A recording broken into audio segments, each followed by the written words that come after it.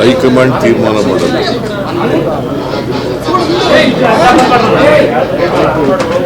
ಸುರ್ಜೇವಾಲಾ ಅವರು ಕರ್ನಾಟಕಕ್ಕೆ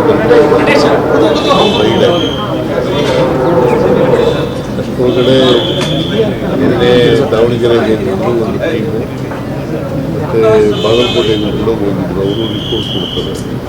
ರಿಪೋರ್ಟ್ ಆಧಾರದ ಮೇಲೆ ನಾನು ಡಿ.ಕೆ ಚರ್ಚೆ ಮಾಡಿ ಸುರ್ಜೇವಾಲಾ ಜೊತೆ ಮಾತಾಡಿ ಭೇಟಿ ಕುಟುಂಬ ಭೇಟಿ ಮಾಡಿ ಸರ್. ಇವತ್ತು ನಿಮ್ಮನ್ನ ಭೇಟಿ ಕುಟುಂಬದವರು 3 ಜನ ಟಿಕೆಟ್ ಕೇಳ್ತಾ ಇದ್ರು.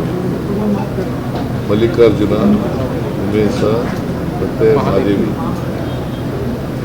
ಆ 3 ಜನ ನೀವೆಲ್ಲ ಒಟ್ಟಿಗೋಗಿ ಯಾರಿಗೆ ಟಿಕೆಟ್ ಕೊಟ್ಟರು ಕೂಡ ನೀವೆಲ್ಲ ಮಾಡಬೇಕು, ಒಟ್ಟಿಗೆ ಮಾಡಬೇಕು ಅಂತ ಹೇಳಿ ಹೇಳ್ಕೊಂಡಿದ್ದೀವಿ. ಒಪ್ಪಿದಾರ ಸರ್? ಅದಕ್ಕೆ ಒಪ್ಕೊಂಡಿದ್ದೀವಿ. ಬಂಡಾಯ ನಿಂತ್ಕೊಳ್ತೀನಿ ಅಂತ ಸ್ಪರ್ಧೆ ಮಾಡೇ ಮಾಡ್ತೀನಿ ಅಂತಿದ್ದಾರೆ ಸರ್. ಜೊತೆ ಹೇಳಿದ್ರ ಯಾವಾಗ ಮೀಟಿಂಗ್ ಮುಗಿಸ್ಕೊಂಡು ಬಂದ್ಮೇಲೆ ಏನಂತ ನಾವೇನೋ ಒಟ್ಟಿಗೆ ಸುದ್ದಿಗೋಷ್ಠಿ ಮಾಡಿ ಅಂತ ಹೇಳಿದ್ರಂತೆ. ಅದಕ್ಕೆ ನಾನು ಒಪ್ಪಿಲ್ಲ ಅಂತ ಹೇಳ್ತಾ ಇದ್ದೀನಿ. ಸರ್ಕಾರದಲ್ಲಿ ಸಮಸ್ಯೆ ಸರ್, DHO ಟ್ರಾನ್ಸ್ಫರ್ ಮಾಡಿದ್ದೀರಾ ಅಂತ ಡಿಮ್ಯಾಂಡ್ ಮಾಡ್ತೀರಾ ಅವರ ಗಂಡ ಅಂತಾರೆ ಸರ್. DHO ಅಲ್ಲಿ ಅವರು ಗೊತ್ತಿಲ್ಲ, ನನ್ನ ಜೊತೆ ಒಪ್ಕೊಂಡಿದ್ದಾರೆ.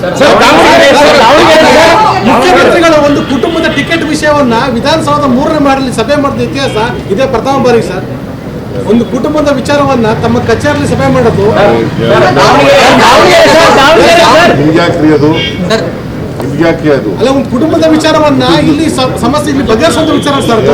ಪಕ್ಷದ ವಿಚಾರ ಅದು, ಪಕ್ಷದ ವಿಚಾರ ಅಲ್ಲ, ಮಾಡುವಂತ ವಿಚಾರ ಸರ್. ಅದು ನೀವ್ ಯಾಕೆ ಮಹತ್ವದ ಮಾತಾಡ್ತಾ ಸರ್. ಪಕ್ಷದ ವಿಚಾರ, ಮಹತ್ವದ ಪಕ್ಷದ ವಿಚಾರ,